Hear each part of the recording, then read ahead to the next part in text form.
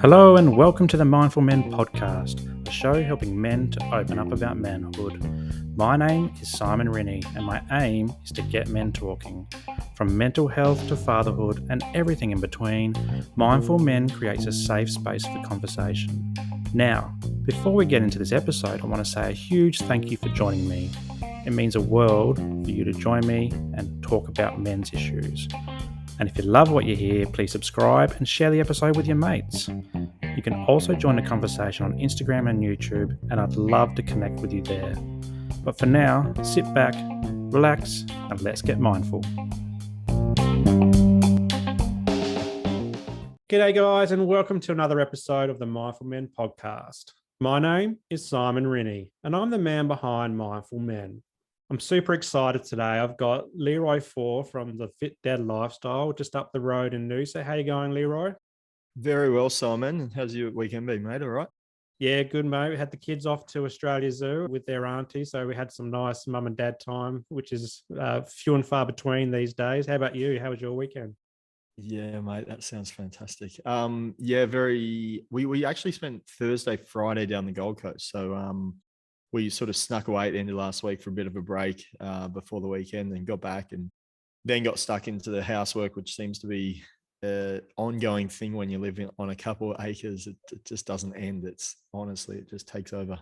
Yeah, and we're actually off to Brizzy next weekend for a couple of days with the kids as well. So we're looking forward to showing them Brizzy. They haven't been down to the Big Smoke yet, so they're very keen to pack their bags and take their toys that they don't really need. But yeah, that's what we're up to, and we're looking forward to it, given it's the school holidays and so forth. But mate, I'm really excited that you're on the show, because for anyone who's following me on Instagram, and that's how we're initially connected, through Instagram. And anyone who's been hearing my story on the podcast, they'll know that a couple of years ago I went through burnout pretty bad, and I ended up spending 3 months off of work. And your podcast and your Instagram page was one of the very first, I guess, social media platforms for men that I tapped into to try and work through my own burnout and how I was feeling at the time. So I mean, I've always loved the content. You're not in the face type kind of guy. You just tell it how it is, and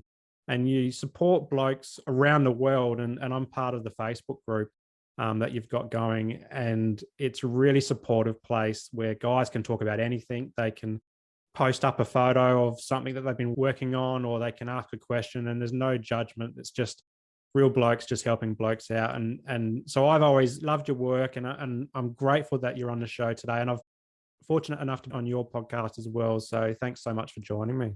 Mate, it's an honor to be here. And mate, yeah, it's been a long journey trying to get everything up and running. And it's because of dads like yourself that allow us to build out this platform and allow a safe space for men around the world to open up about whatever's going on in their life. And that ranges from suicide down to divorce, down to not being able to find the perfect fitness routine, or troubles with the kids, and everything in between. And to be able to create and sort of manage a safe environment where it is free from judgment, like you said, it's very fulfilling. And I'm hoping that it helps shape the next generation of kids by being able to inspire and motivate dads to be the best example they can be.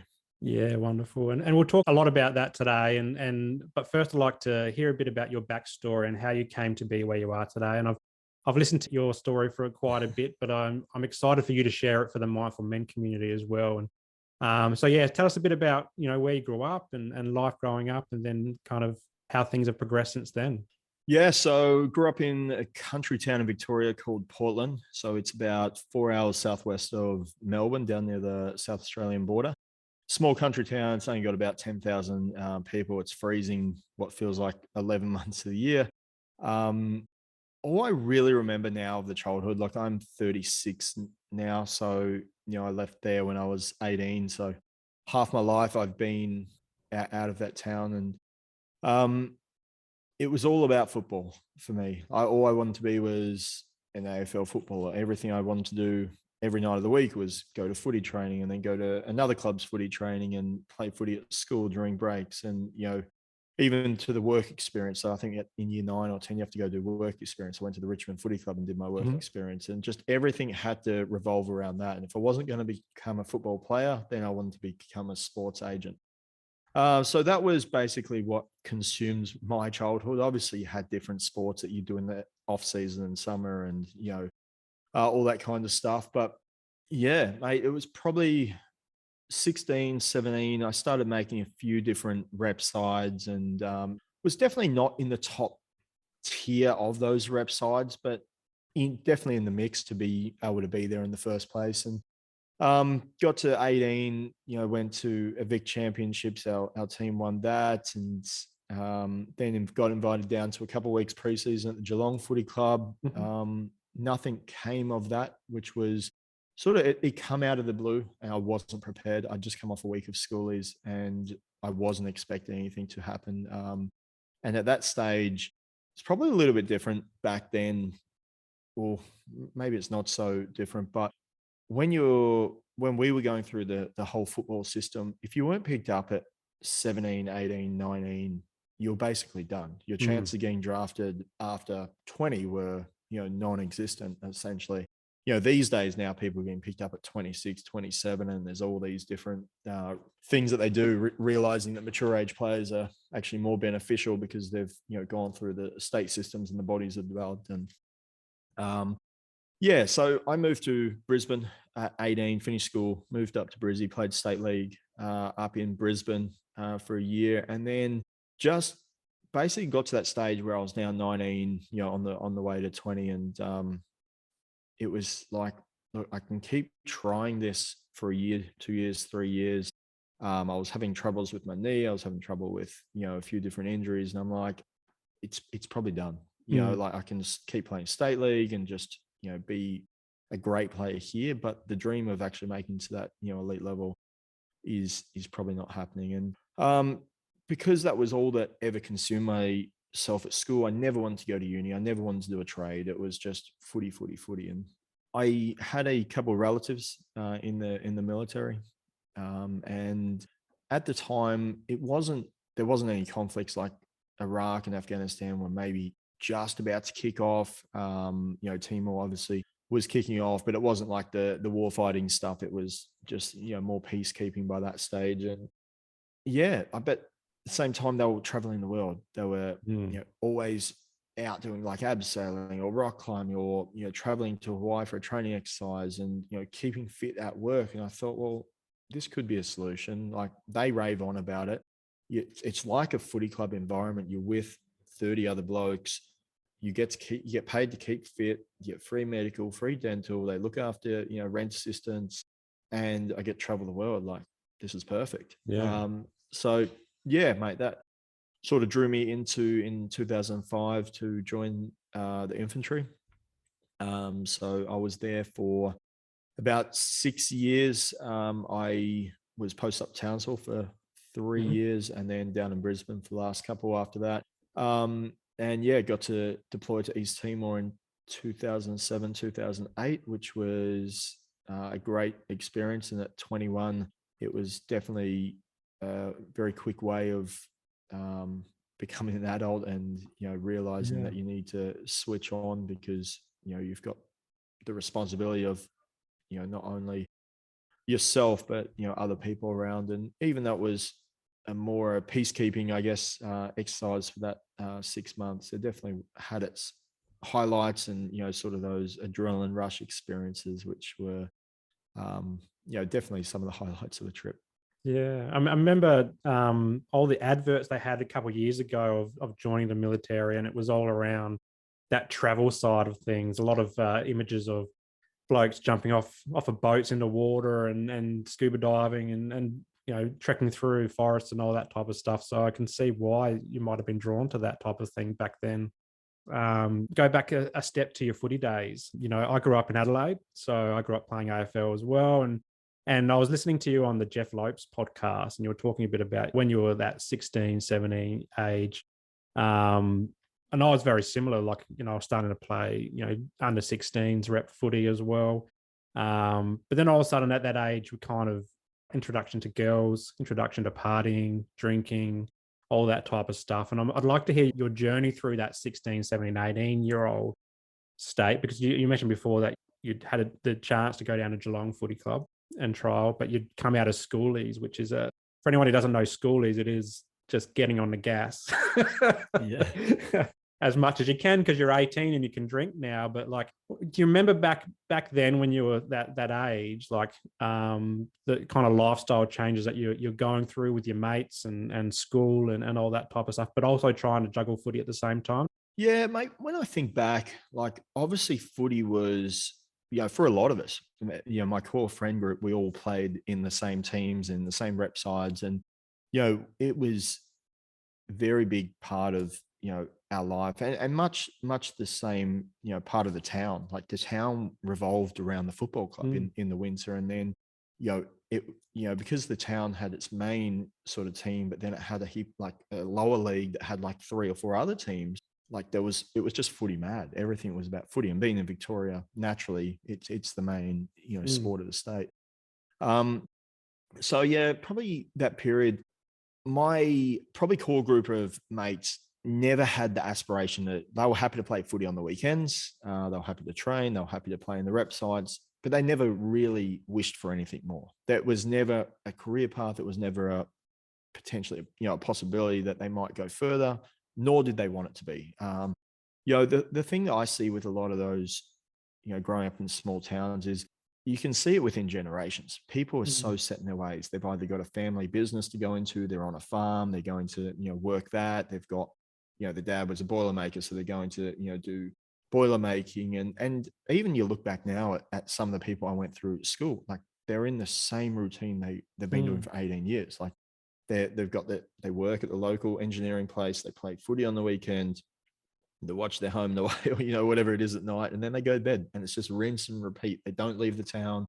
They might holiday to Melbourne, but they'd never go overseas. It's just like, it's just the life they're accustomed to. They're just so happy in their little bubble. And I never felt like that was for me. But at the same time, when you grow up 4 hours away from the city, you do get drawn into getting a girlfriend or parties or, going out and about and, just doing random things with your friends, and doing that takes away from your dream. So you sort of got to juggle with, well, hey, this is my dream, but I don't want to miss out on this over here because this is the reality of now. And the dream of 2 or 3 years time, this one night on the piss or celebrating this 18th birthday, it's not going to matter today, but is it going to move me there closer tomorrow? And probably at that mindset, you're like, oh, fuck it. I'll just, do what I've got to do with the boys. And so mate, that'd probably be like, looking back now, it was a very hard place to be,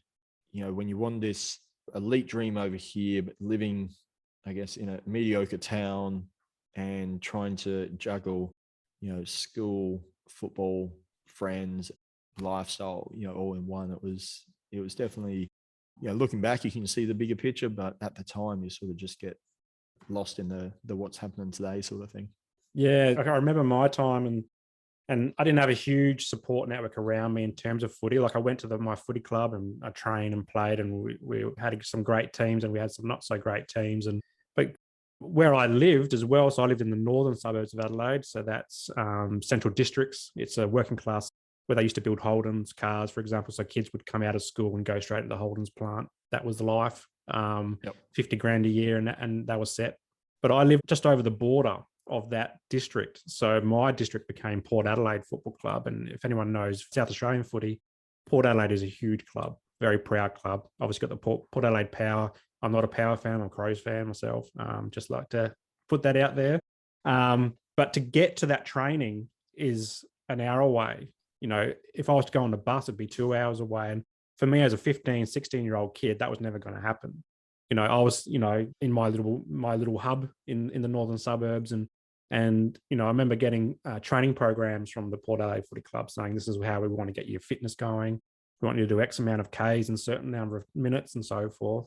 To do that as a 15 and 16-year-old yourself and put that on you and go, I need to go for this run and do this, was a very hard thing to do. And your club footy kind of comes out of it because rep footy is a little bit different and different coaches and different systems. So I can completely understand that disconnect between club and then rep footy and then where your goals are going. And I fell into that trap, I guess. And a lot of blokes who might be listening as well might have gone, yeah, I wanted to do that. But when you get to that 15, 16, 17-year-old, all of a sudden your mates are getting on the gas on the weekends. That's really fun. You know, we haven't been able to do that because we're approaching adulthood, and the talk around the week at school is what party we're going to on the weekend as opposed to who we're playing footy with Yeah. or What whatever. time you're So, drinking, like halftime of the next game, like who's going to who can go to the bolo for us? Because we're going to start pre-drinking then before the 18th birthday that night. So, and who looks 18 and can grow, a yeah. beard to walk through the drive-through and get a carton of beer. So I can completely understand that that mindset. And I think what I love about the fit dad lifestyle is you always talk about no regrets. But I wanted to talk about this because it was your dream back then, and you stepped through the Geelong Footy Club doors and you did your work experience at Richmond Footy Club, and you're a Richmond fan, aren't you? Yes. Yeah. Yeah. So I had good success the last few years, but before that, it was 20 years of misery, mate. I won't mention that. It was a 2017 grand final. I had my gear on, and yeah, we've been shit house ever since. Basically, we're playing for draft picks. So you've stepped in those environments, and that was your dream. But have you ever looked back on that part of your life now that you're a bit older and gone, oh, I wish I didn't get on the gas with my mates, and I wish I did take that next step with my training or my mindset to actually make it in the AFL? That's probably the biggest regret of my life is not, following through with that. But I think just the mentality, like we weren't exposed to different, like training programs, like you said, like being around bigger clubs, like, your rep things were probably around Robin's sort of weekend during the year. It wasn't like it was ongoing every 2 weeks or 4 weeks or something like that. And yeah, mate, in hindsight, it's easy to look back with the knowledge I've got of not only the health and fitness industry and, also having great friends who did go on to, make the big league, and then working with other people who were in the system and interviewing other people on the podcast.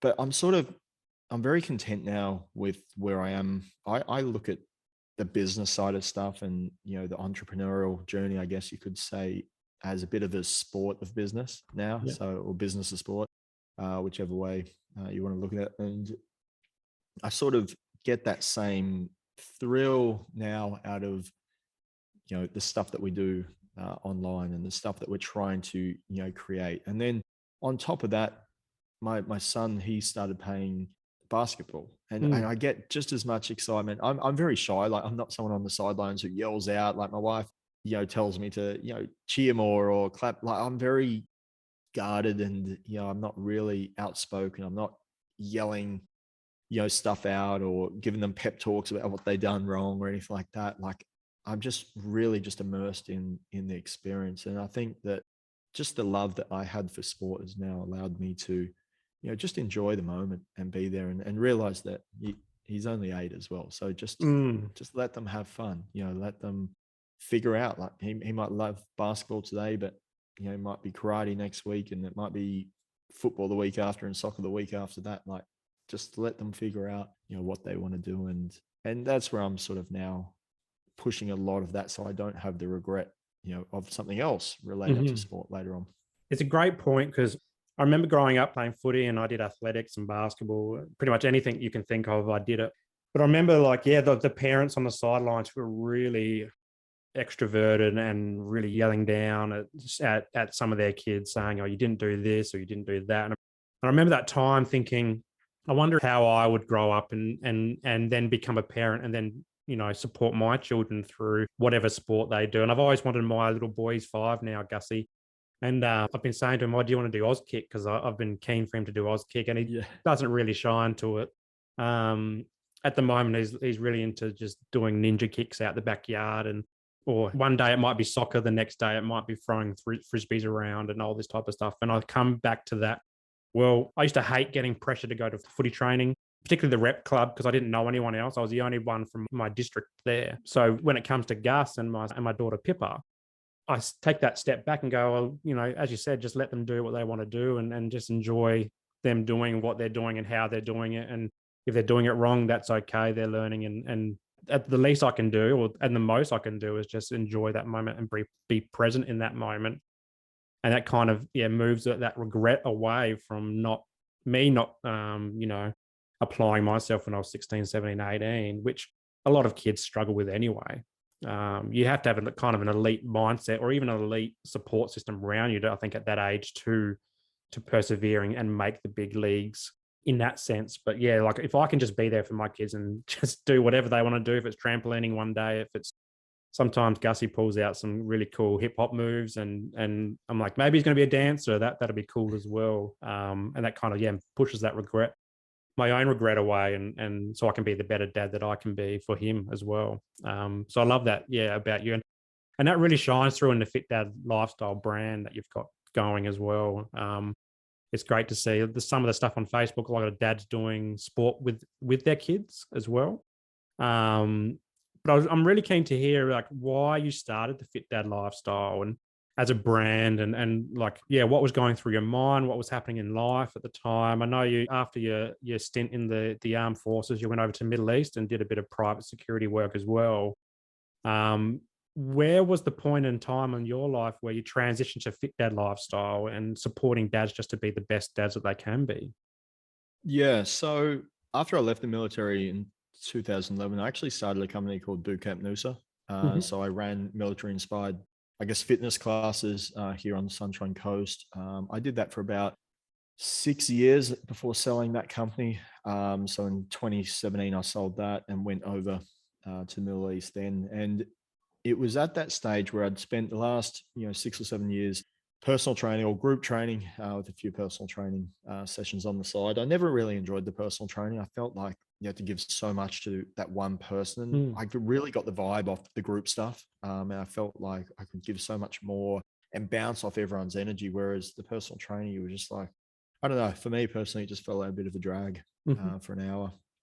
And yeah, so obviously being in that industry at that time, the online space was kicking off, but it was very much female dominant. There was stuff out there for females everywhere. There's stuff out there for mums, Mhm. everywhere. And because I was working overseas at the time, I was like, well, maybe I can do this online stuff and give it a crack. I'm not able to do stuff in person because I'm not there anymore, but I've got a bit of downtime over here, different time zones. I can prepare programs, Mhm. while they sleep, they can wake up and, make some extra money on the side. But I didn't want to just be another online trainer. I didn't want to be, I wanted a point of difference. I didn't want to be just like every other person out there, just trying to sell the next before and after photo to fill up the next 12-week challenge and, Mhm. so on and so forth. So I sort of ummed and ahed about it for, um, probably 2 or 3 months. And we went to Bali with the family on one of the breaks from overseas and went over there. I think we just got a villa for 2 or 3 weeks, and we were literally just, training, filming workout videos, just family, me and my wife, and, just using the kids as weights and stuff like that. And I chucked it online, I think, just on our personal page, and just coming off, we had a lot of old clients on there, Mhm. and, people were just messaging, hey, you know, what sort of stuff can I do with, my family, or what can I do? Can you write me up a program and do it with my kids? I'm like, didn't think anything of it at the time, and chucked up a few other different random stories, and people were like, hey, can you set up a group or something where you can post these workouts to instead of just your main page? I'm like, yeah, okay. And it started off with a few old clients, then it turned into a few old clients and some friends, and Mhm. then it started getting the request of a few other friends and friends, and that's what it sort of become. It was just this random little group of me just putting in different workouts I was doing with the kids, sometimes with the wife, and it was about all it was for probably 6 months. I really, I felt lost. I stopped doing the private security stuff about a year in, because I was just a bit lost. It was a lot of way, like it was 8 weeks Mhm. away at a time. I wanted to do the online training stuff, but I really wasn't, too committed with having to go through the whole build a business again and all that kind of stuff. So I was lucky enough that my wife agreed that I went over to Thailand. So I went to one of those Tiger Muay Thai, Hmm. type fight camp things for a week. And I just said, look, I need a week just to sort myself out physically, mentally, just get switched back on and just be in my own headspace and just train my ass off, recover, eat well. And so that's what I did. I went over there for a week. Every morning I'd train, every afternoon I'd train. I'd had ice baths, saunas, like really got, myself, you can't get yourself in shape in a week, but really just got back in that routine Mm. and sorted myself out, physically and mentally. And every afternoon I just laid up in the sun. Like I love sunbaking. I love just, laying out in the sun. I just had my notebook, no phone, no anything, just a notebook, business names. What do I want to do? Who do I want to do it for? Why do I want to do it? What resonates with me now? And that's where the Fit Dad lifestyle, like everything kept coming back to, well, I want to do stuff with my kids. I Hmm. want to create something where I can be around my kids all the time, travel the world, be there with the kids. And yeah, the Fit Dad lifestyle name was, thought of on that rooftop deck there, sunbaking. I already knew that it was a bit of a niche, so it wasn't similar. It didn't have to become a all-in-one personal trainer to everyone. I could really just concentrate on giving advice and education based upon what I was doing, what I was actually living like at the time. Yeah. It wasn't, this is what you must do, but this is what I'm doing. If you want to follow it, or if you want some inspiration from it, then great, go for it. But I'm not going to preach what you should be doing, but hey, this is, the framework I'm using. And that's probably where it started. And then once I decided that this is the direction I'm going to go, and, then I think the group, I changed the name to the Fit Dad Lifestyle Community, and started inviting every dad I knew, and then got them to invite all their dad mates. And I think it's at like 5,500 dads Mm. now or something like that. And then created like the Instagram account and the Facebook account, and then the podcast. And I really came back from, that trip motivated to just like, hey, this is the direction I want to go in. I knew what it was going to take in regards to, setting up the business. And, I'd already dabbled in online coaching. And so I knew how that, all the apps and the platforms worked. I knew how to build websites and social media. And yeah, mate, it's sort of that idea just came to life. And mate, fast forward 3 years and it's been a crazy ride so You're far. taking over the world. Trying to, mate, I did get asked the other day, like I had a video, like, oh, it's at about 120,000 views in like a week.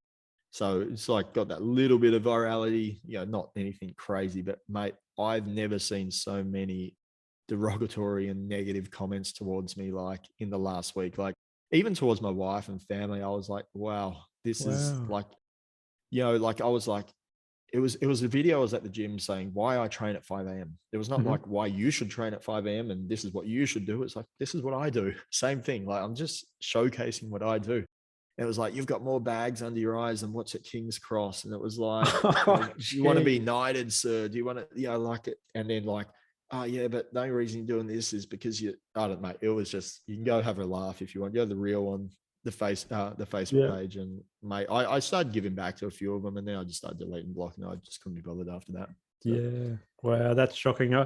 I actually drive past that every now and then when I'm putting my daughter to sleep, because sometimes she needs a bit of a car ride, and I'm like, oh, there's Leroy's yeah, gym. yeah. I'm definitely not going to be there at 5 a.m. in the morning, but I know No, he'll be there. So yeah, oh, that's just that social media space can be a bit shocking and so forth. But when you were setting up the branding and you were honing in on dads, did you think in yourself, because a lot of guys, myself included, trying to get business up and running, that you were cutting yourself like 50% of the market out? Like, how did yep. you get through that kind of psychological block if you had one? Mate, I still have that now. Obviously, having the Fit Dad Fuel supplement range that supports everything that we do from a financial point of view. I still think of that now. Well, maybe we'll just bring out the Fit Mum. Maybe we'll just bring out Fit Kids. Maybe, and Yeah. they are in the works, but it's like for that exact reason.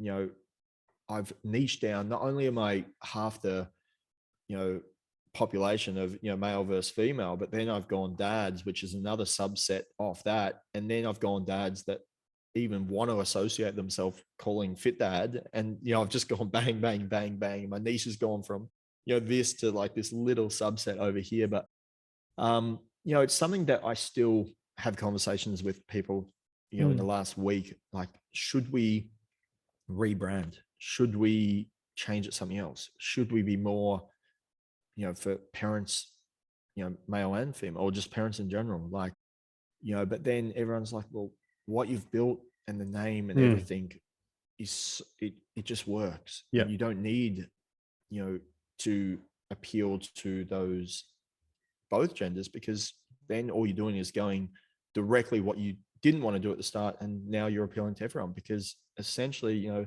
I think it's 70 or 80% of people over 30 are parents anyway. So it's like, well, you're still appealing to that same market, you know. So I do fight that demon. Every week I have an idea and get my designer, shout out to you, Sam, for putting up with my changes to give me new logos and new graphics. And, you know, yeah, but it's something I'm just got to stay in my lane. I Yeah, really and do. I mean, that's why I clicked on follow. You know, Yeah. I was a dad trying to get fit, trying to be the best dad that I could for my kids, and that's why I started following. And I dare say that's why the other 5,500 on your page there, and the people that listen to the podcast and watch you're on YouTube as well, I think. Oh yeah, mate. I'm a tragic on YouTube. I actually really want to, you know, like my kids watch all these, like, what is it, like YBS, like Brody Moss, like he's out in the boat, like touring. I'm like, geez, it'd be good to be a YouTuber. And like I go through bouts of like now and then my next task, you know, for the afternoon will be, right, how do we become a YouTuber, boys? Like, let's do this. And we have all these crazy ideas, and I haven't got time in the day. Like, Yeah.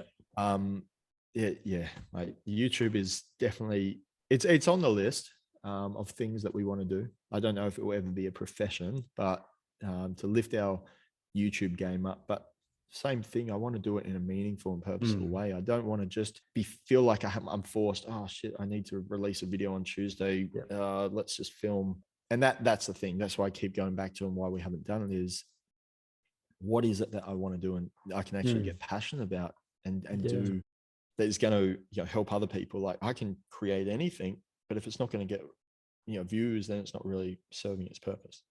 And I think that staying in your lane is a really important message, because not only do I follow, you know, yourself for the dad stuff and the fitness stuff, but also that, like, just consuming like-minded content. So I'm trying to start a business as well. You're doing some great stuff. You've also got the supplement range, so I'm keen to hear a bit about that as well, because I guess, you know, adds additional layer to the Fit Dad lifestyle brand from a nutrition perspective. So how did the supplement range come about, and what do you hope to achieve with that? Yeah, so the supplements was obviously a byproduct of creating the group. So part of that group, once it started getting 1,000, 2,000 people in there, the questions were, what do you eat? What supplements do you take? What do you recommend? And it was literally just the same stuff. I just tell people, like, I don't get too creative with my nutrition, and the supplements were always just like, oh, a pre-workout, a BCAAs, or a protein. Like, this is what I use now, or this is what I've changed to. And then someone one day said, you should just start your own, and then you don't have to keep answering the same question. I'm like, shit, that's a good idea, actually. So I went down the route of, you know, exploring different factories and you know, getting quotes. And basically I think I had about a $5,000 budget that I was willing to, you know, allocate towards it. And everyone that I went to was basically like, well, for $5,000, based upon our minimum order, you can get one flavor of one product. So you can either get a pre-workout, you can get a protein in one, you know, that's it. And I was like, oh, that doesn't really serve the purpose, because then, I mean, I have to sell out of all that product, reinvest the money to even get the next batch. And then it's going to take me 3 or 4 times before I can even get a new flavor or a new anything. So anyway, I kept doing some more research. And then one of the guys in our group reached out to me, and he said, look, I want to introduce you to the owners of Australia's biggest supplement manufacturer. I think you'd, you know, be able to do some work together. And so he made the connection. They were actually found out they were in the group as well under a pseudo name, because they just didn't want their, you know, personal names on social media. And Yeah, mate. Had a meeting. They come up to Noosa, had a meeting, and yeah, we decided to join forces and bring out 10 different flavors over 4 different product lines. And that was in July of 2019. So, sorry, of 2020. So we launched right in the middle of the pandemic, and yeah, so Mm. we're 2 years next month. And mate, it's been been a roller coaster. It's we got, at the moment I'm at the warehouse. We've got 250 square meter warehouse here on the Sunshine Coast. We're now in retailers across the Mm. country. We've had, I think, the latest order was about 8,000. So we've had 8,000 orders come through the website in that time as well. We're servicing different mining sites. We're in a few IGAs and just a few random things like that. So, Wow. mate, it's crazy to tell Yeah. you the truth. I've been very lucky. So it's just me and my wife that do everything. We've got no other staff or anything like that. And, especially because I've had quite a bit of travel this year, she's been an absolute superstar in regards to, making sure that the orders are still staying on top of things. And, you know, it's been a crazy ride. So Yeah. it's going to be interesting to see where the next 12 months takes us. If anything, I think we're going to be probably reducing a few SKUs. Mhm. I don't know what made us think we needed to launch with 10 different flavors across 3 different product lines, but um, it's just, from a financial perspective, because you've got to hold so much stock and buy in minimum orders, like to do that over 10 lines, over 3 products, it's getting absolutely ridiculous. And each Mm. purchase order just goes up and up and up. Um, so yeah, I think we're probably going to condense our operations a little bit. And I think by condensing it, will actually allow us to, grow and expand out further. So Wonderful. And thinking about the next couple of years, next 5 years for the Fit Dad lifestyle brand, what's something that you could share, or have you got some plans in the pipeline that you can share with us about global domination or anything like that? yeah, my global domination would be great, but I might get to that YouTube channel one day. That could be good. But probably the thing that's the most, or the closest thing that we've been working on endlessly is we're creating a membership platform. Mhm. So it's going to be basically, it's not a course.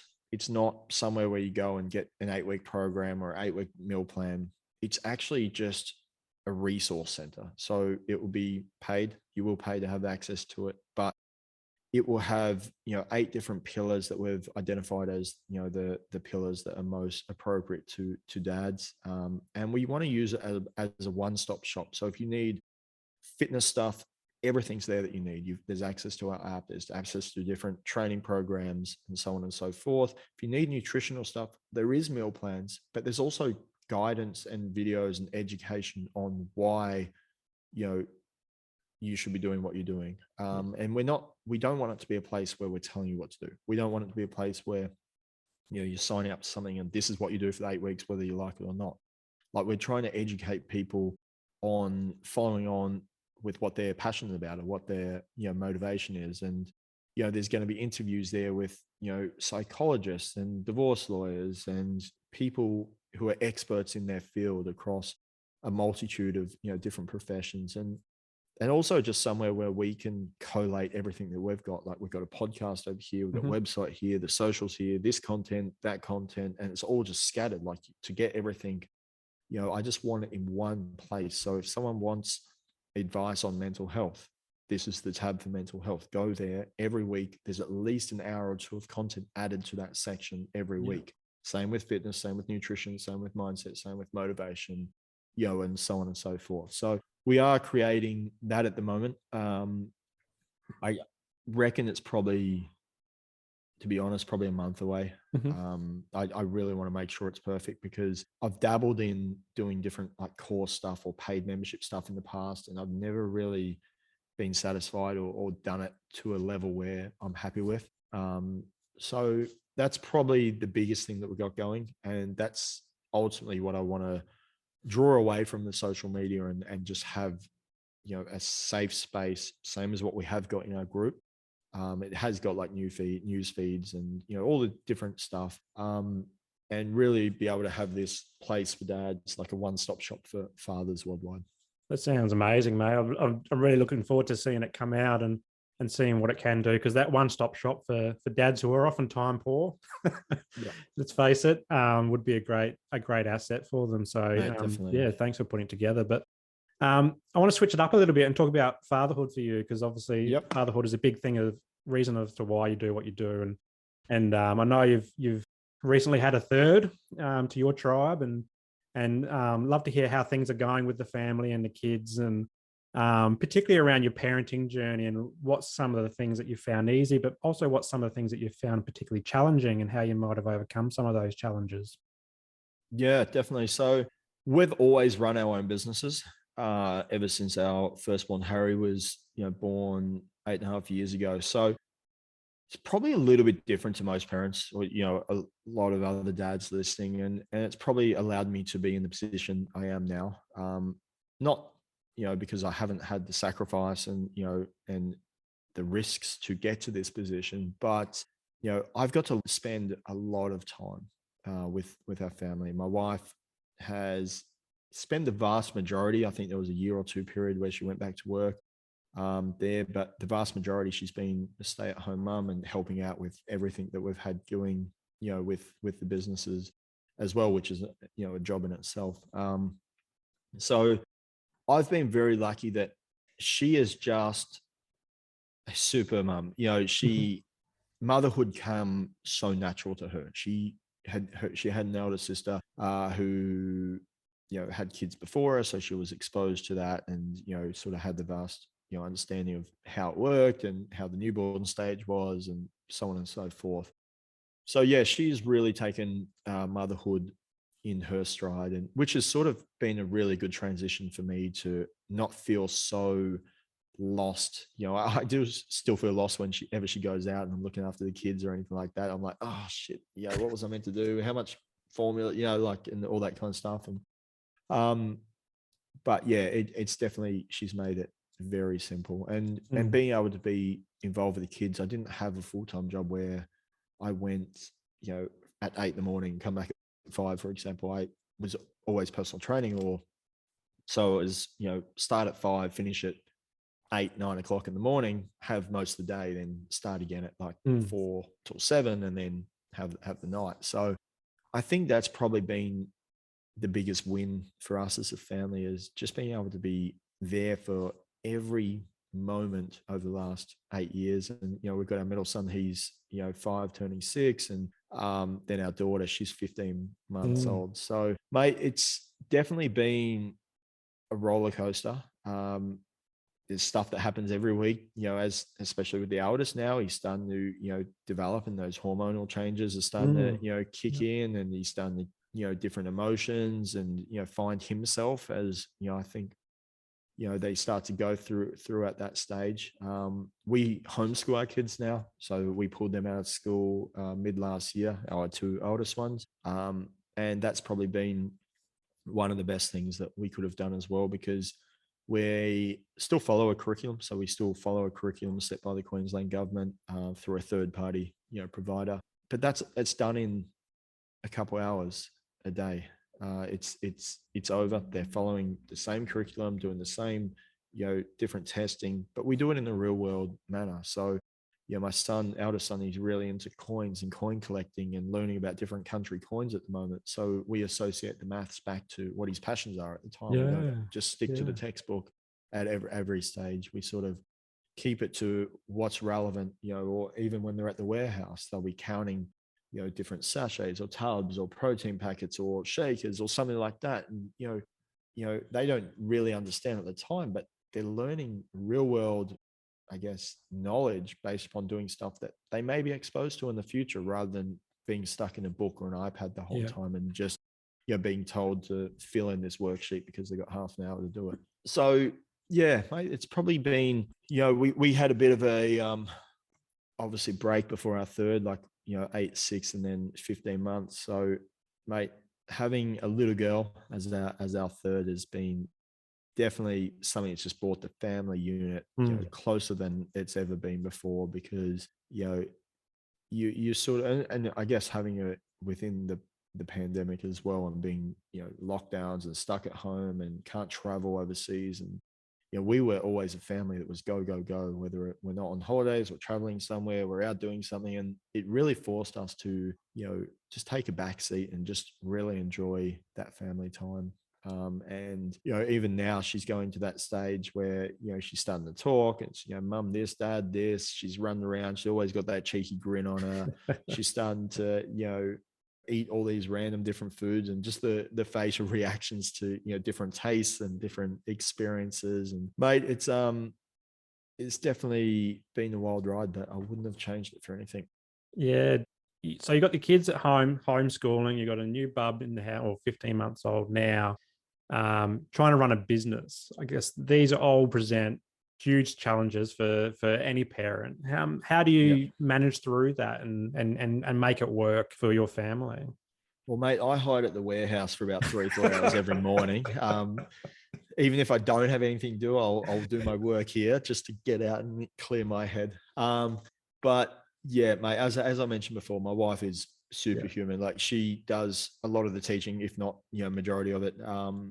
And when I'm away, she'll do the teaching on top of the warehouse and top of this, that, and everything else. So, mate, I'm very lucky to be able to pursue a lot of these dreams, goals, and aspirations I have for myself, and ultimately for the family unit. And she takes care of a lot of the housebound Yeah. stuff with the kids, the learning, and just making sure that they're doing what they're doing, and different activities, and like they do karate, basketball. Mhm. They have, like, I don't know, mate, they're going to some learn how to, it's like survival craft thing this afternoon, and they're learning how to make fire Yeah. with sticks. So, mate, she's in charge of all that stuff. And mate, I try and get to as much of it as I can. I went to skateboarding last week for the first time. They'd been doing that for about a month or two, Yeah. but because of all the travel to the States, I just haven't been able to make it. So yeah, it's sort of good living on your own schedule. Like,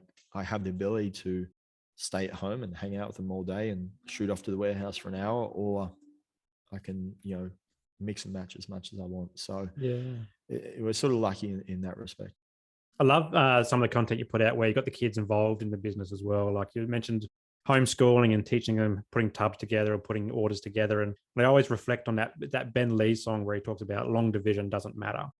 And the stuff that we learn in school, we don't necessarily apply to real life. So I'm loving that you're homeschooling, but also bringing that business acumen, the entrepreneurship into Yeah. their day-to-day life, so they can explore the world in real life and have more real life skills. And a lot of kids that sit in the classroom don't get, myself included. School is quite a boring place for a lot of kids, and I Yeah. think it's a bit disconnected from what real life actually is. So it's great to hear that you're applying those real life skills to their studies at home. So, um, mate, I'd really love talking to you every time we get the opportunity. But I've got two more questions if you don't mind. And Yeah, mate, definitely. I'd love to hear some advice that you could give to someone who might be struggling with parenting, or like a dad, struggling with parenting, struggling with their fitness, and they're looking for some sort of support and so forth, and advice that you can give them to maybe where they can get some resources or what they can do for themselves that's easy to do, that you're happy to share, so that they can be that 1% better today than they were yesterday. Yeah, definitely. My biggest bit of advice, for fathers in general, and it's something I preach all the time, is get up earlier. And everyone can get up an hour earlier. Yeah, it doesn't mean sacrificing your sleep, like I've been bashed in the last week online for mentioning. But even if it does mean sacrificing an hour of your sleep, like, chances are before bed, the people that say they've got no time in the morning, the ones that are staying up watching Netflix, flicking on their Mm. phone, writing back to comments, watching YouTube, doing whatever they got doing, they can go to bed an hour earlier. The reason I tell people to get up earlier and train is, chances are, most guys start work at, 6, 7, 8, whatever time is. That time before 6 o'clock is the golden period to get whatever you got going on, because chances are your kids are still asleep. Um, your wife's probably at home with them. So the reason I go to the gym at 5 and why I recommend other people do is you can get your workout done, quickly call into the bakery if you need, pick up some milk and bread for the family or whatever, and get home before the children wake up. Now, at that time of the day, there's no one pulling me from any other direction. My phone's not ringing. I'm not getting SMSs. Social media is what it is, but if you don't check it, it doesn't affect you. Emails aren't coming through that are pressing you need to get done in the next hour. And you're not getting called into any business meetings, and your kids aren't getting, home from school. And these are the biggest things that I find people struggle with in the afternoon is, kids have got school sports commitments. Yep. May get sent home from school sick. You might have a meeting, you might have traffic, you might have the wife gets pulled in a different direction. You need to go pick up the kids from the babysitter or whatever. And there's a multitude of different things that can affect your afternoon workout plans. And that's why doesn't happen today, doesn't happen tomorrow. Third day can't be bothered. Fourth day, doesn't happen again. And that's why people fall off the bandwagon, because they can't find that consistency or, discipline to be able to get it done, potentially at no fault of their own. It's not because they're choosing not to get it done. It's just life pulls you in different directions when you've got responsibilities as dad. So my biggest thing would be get up earlier. Yes, it means going to bed earlier if you still need to maintain that same level of sleep. Yes, it's going to suck for the first, couple of weeks. It's going to be colder. You're not going to feel like it, but the gyms are going to be quieter. You're going to be able to stick to that routine without getting distracted. You're going to be a better person. You tick off that first, goal of the day. You can look after the family and still be back by the time they wake up. So if you look at it from, I guess, the macro, by doing all these different micro things, it works. It really does. So that would be my biggest suggestion is just get up earlier and start, like you mentioned before, 1% better than yesterday. And it doesn't have to be the gym. I refer to gym because it's what I do, but if your passion is skateboarding, surfing, Zumba, boxing, whatever it is, do that, because if it's a passion of yours, then you're going to stick at it long term. And, if you can find yourself sticking at long term, then you're not going to find the excuses that creep in and saying you don't want to go do that workout because you hate it and you feel like you're forced to do it. And once again, if it's a passion, then chances are, in 3, 5, 7, 10 years time, depending on what age your kids are, it's something you can get them into as well. And if it is surfing, then what better thing than waking up at 5 o'clock to, get the sunrise surf in with your son or daughter, in 10 years time. That should be what you're striving for. It's being able to maintain your health and fitness now so that you can do those things that you love, in the years to come. Yeah. And if you live in Queensland, the sun starts to rise at 4 o'clock soon. So exactly. Yeah. Mate, it's starting to go back downhill now. I think we've had the shortest day. So it's all happening. Wonderful, mate. That's great advice. And I always love your mantra of the 1% better than yesterday, because 1% is achievable. We don't have to climb mountains every day. We can just take one step, and one step can be 1%, and following your passions and your dreams, and even what your kids are doing. If you've got none yourself that you can identify as what are they doing? And is it skateboarding? Is it scooter riding? Is it jumping on the trampoline, or whatever it is? Yeah, that 1%. One last question for you, and then this is your time to have the mic, is to plug something, and I'll be putting obviously the links to the Fit Dad Lifestyle in the show notes for everyone to check it out and touch base if they want to. But is there something that you're listening to at the moment? It could be a podcast or an audio book, or have you got a great resource that you really love to share with everyone so that they can maybe get something out of that, or even just what you're watching on telly, if you're watching a good documentary or TV show? Yeah, plug anything you want, mate. Mate, I'd rather just plug your podcast. So guys, share the Mindful Men on your Instagram story and tag in the Fit Dad Lifestyle and give us your best takeaway from this podcast. And I'll give Simon a tub of Fit Dad Fuel energy to give away to his best takeaway to help share and blow up his podcast. Mate, that's amazing. Thanks so much. I really do appreciate it. And I'll be sure to share this in our Fit Dad Lifestyle community group on the Facebook as well, and get the dads frothing at the thought of another podcast for them. But thanks so much for your time this morning. I appreciate you taking time out of your day, your busy schedule, and I look forward to seeing what's going to happen with the Fit Dad brand going forward, and look forward to touching base in the near future again and seeing how things are going with the family. Mate, I highly appreciate the chat, and we'll speak to you very soon.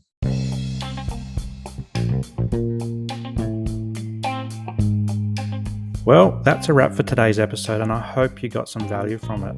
If anything triggered your mental health today, please reach out to your support networks. Also, if you loved what you heard, be sure to subscribe to the show and share it with your mates. For more from Mindful Men, you can check us out on Instagram and YouTube, and I'll throw the links to these pages in the show notes below. But until next time, stay mindful.